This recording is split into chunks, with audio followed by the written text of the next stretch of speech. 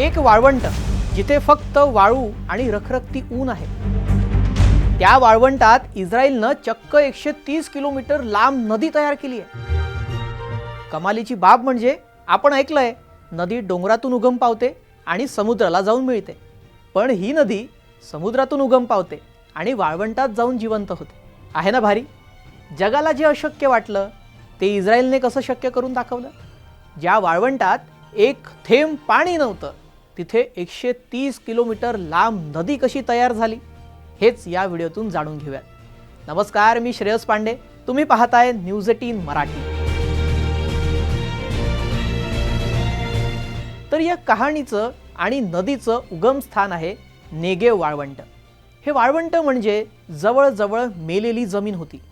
पाण्याचा एक थेंब सुद्धा नाही, सुकलेली आणि तडे गेलेली जमीन, तापमान 45 डिग्रीच्या वर, पाऊस तर फक्त बोटावर मोजण्या एवढ्या वेळाच पडायचा। या देशाची लाईफलाईन असलेली शेती पूर्णपणे संपण्याच्या स्थितीत आली होती। या भागातील लोक पाण्यासाठी वणवण करत होते।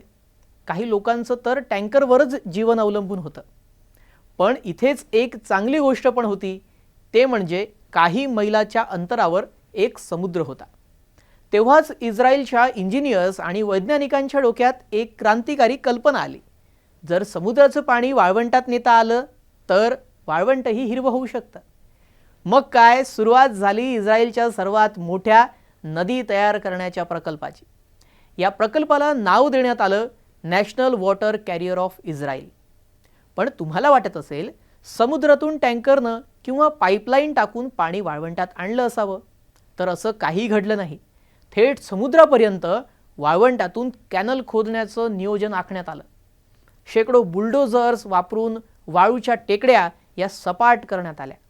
त्यानंतर मोठमोठे एक्झिवेटर खोदकामासाठी मैदानात उतरले। रोज या नेगेव वाळवंटातून खोदकाम केलं जायचं आणि 70,000 टन वाळू आणि माती ही काढून टाकली जात होती।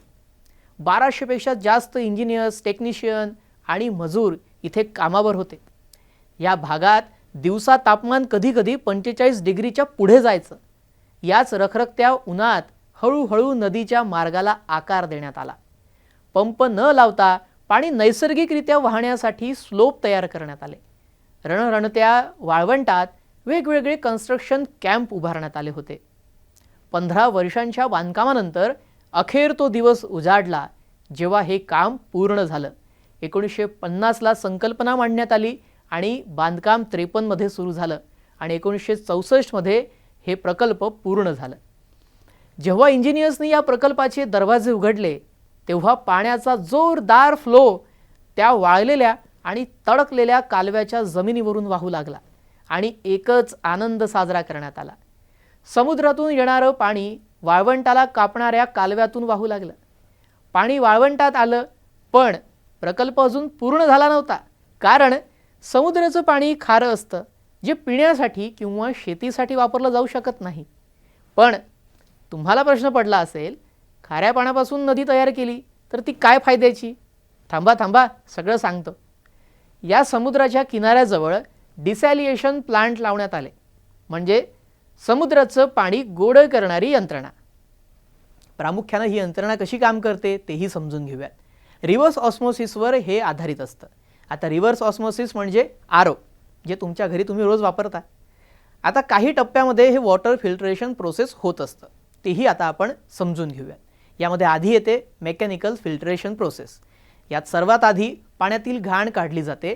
यामध्ये पाण्यातील कचरा, प्लास्टिक, शेवाळ इत्यादींचा समावेश असतो। आणि मग त्यानंतर दुसरी प्रोसेस होते, ती म्हणजे सँड सेटलिंग। इथे पाणी मोठमोठ्या टँकमध्ये साठवलं जातं, जेणेकरून त्या पाण्यातली माती ही खाली बसते आणि शुद्ध पाणी वर येतं। यात समुद्रातील पाण्यातले तेलयुक्त पदार्थ देखील ऑइल सेपरेशन म्हणजेच पुढच्या प्रोसेसमध्ये बाहेर केले जातात आणि त्यानंतर फाईन फिल्ट्रेशन प्रोसेसमधून पाणी एकदम बारीक मेम्ब्रेनमधून जातं आणि ते शुद्ध केलं जातं। आणि त्यानंतर येतं मुख्य भाग, म्हणजेच रिव्हर्स ऑस्मोसिस। यात पाण्यावर प्रचंड दाब टाकून पाण्यातील क्षार बाजूला केले जातात आणि त्यानंतर गोड पाणी मिळतं। पण आरो नंतर ते नुसतं गोड पाणी असतं, त्यात काही मिनरल्स नसतात। आणि मग येतं रिमिनरलायझेशन प्रोसेस। यामध्ये योग्य प्रमाणात कॅल्शियम आणि मॅग्नेशियम घातले जातात।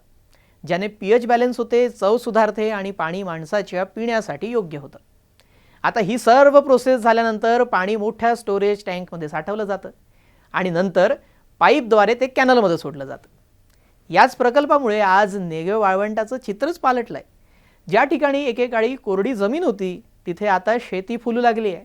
जमिनीवर हिरवळ पाहायला मिळते आहे. दुष्काळामुळे गाव सोडून गेलेले शेतकरी गावात परतू लागल्यात आणि आनंदानं शेती करू लागल्यात. जनजीवन इथे पुन्हा फुलू लागलं.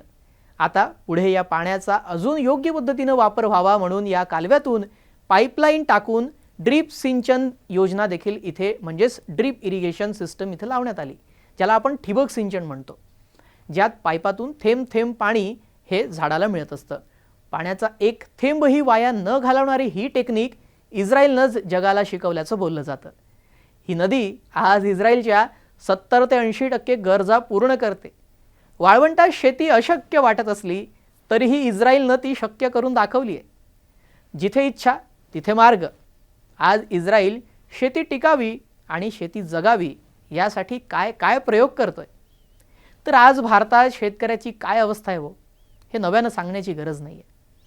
भारतातील शेतकरी इस्रायलच्या शेतकऱ्यासारखा कधी समृद्ध होईल देवच जाणे. तुम्हाला काय वाटतं? कमेंट करून नक्की सांगा. भेटूयात पुढील नव्या ग्लोबल अपडेटसह. नमस्कार.